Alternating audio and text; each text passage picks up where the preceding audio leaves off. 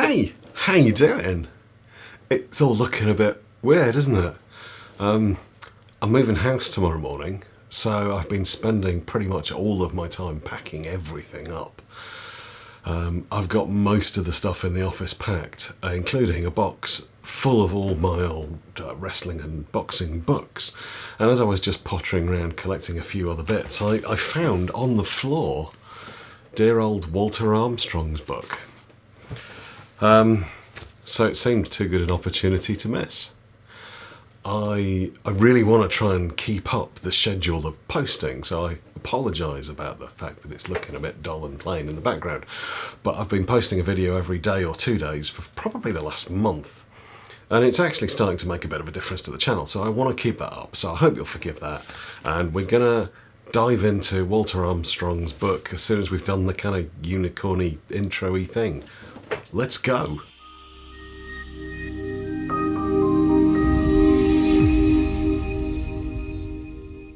One of the things that Armstrong has in this lovely little book, we've talked about this before, loads of different bits, trying to get a good view. Is that a good view?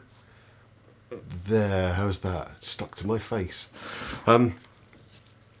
I love this book, All England series. Walter Armstrong is possibly the angriest man in the world. If you aren't English and you don't do Cumberland and Westmoreland wrestling, then you could burn in hell for all he cares. What you do is clearly useless, and you shouldn't even bother wasting your time with it. I think that's a brief summary of the book. I think anybody that's read it would probably agree with me. But what he does do is he finishes the book with a couple of pages of question and answer. And I thought it might be a nice little video that I could make in a kind of boring and empty office for you. Just to read you Walter Armstrong's questions and answers. So yeah, here goes. In conclusion, the following queries recently received may be replied to here without being out of place. Question. What are the duties of a referee? Answer. The referee's duties are to get the wrestlers together and give his decision when the umpires disagree. His verdict is final, and he is supposed to be a competent person. No one can interfere. What constitutes a fall in the Greco-Roman style? 2 shoulders on the ground. The same applies to French wrestling, for which Greco-Roman is merely another name. What constitutes a fall in the Cornwall and Devon style? 2 shoulders and 1 hip, or 2 hips and 1 shoulder. It makes no difference which it is. But in a 4-point match, a man must be thrown on both shoulders and both hips before any other portion of his body touches the ground, ere a verdict is recorded against him.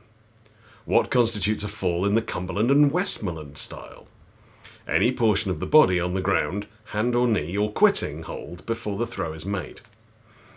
What constitutes a fall in the Lancashire style? Struggling on the ground is the principal feature in Lancashire wrestling, and 2 shoulders down constitute a fall. Should a man make a bridge in Lancashire wrestling from head to heel, is it unfair to press him with the elbow or otherwise cause him pain?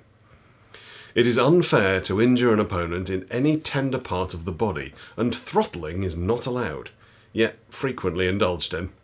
Although throttling is forbidden, a wrestler may put his arm tightly round his opponent's neck and cause him excessive pain. Just, for my personal gratification. If you're allowed to put your arm around somebody's neck tightly and cause them excessive pain, is that not either injuring an opponent or throttling? Because it kind of feels that way to me. Yeah, stick something in comments. Let me know. Anyway, sorry. Tangent. Would you bar the double Nelson? Certainly the double Nelson should be barred as both dangerous and brutal. Interestingly, I put a double Nelson on somebody in BJJ only the other day. And halfway through putting it on, I realised that perhaps that might not be a good move. So I did just kind of hold it briefly and say, and ask the instructor, am I allowed to put a double Nelson on? Apparently in his classes, anything goes. So yeah, It should be barred because it's both dangerous and brutal, unless you're training with country boy jiu-jitsu. Should ground wrestling be abolished? This one's going to be good. Ground wrestling, in the opinion of most people qualified to discuss the subject, ought never to have been introduced into this country, as it is decidedly un-English and calculated to bring an ancient pastime into disrepute. There can be no objection to the catch-hold system, first down to lose, the fall to catch hold above the waist without being restricted to any particular grip. In a first down to lose contest, the referee has not the same difficulty in giving a decision which he must experience in all 3-point matches. Okay, Firstly, I want to say this guy is just endless in his fanaticism about Cumberland and Westmoreland being the only true style of wrestling. But those of you that have watched my video on who Walter Armstrong actually is will probably have spotted here a very interesting point, where he says, "It is decidedly un-English." So's he. All the census reports, apart from one, that he will have filled in himself. He will have answered the question the census taker asked as the head of the household, state that Walter Armstrong was born in Scotland.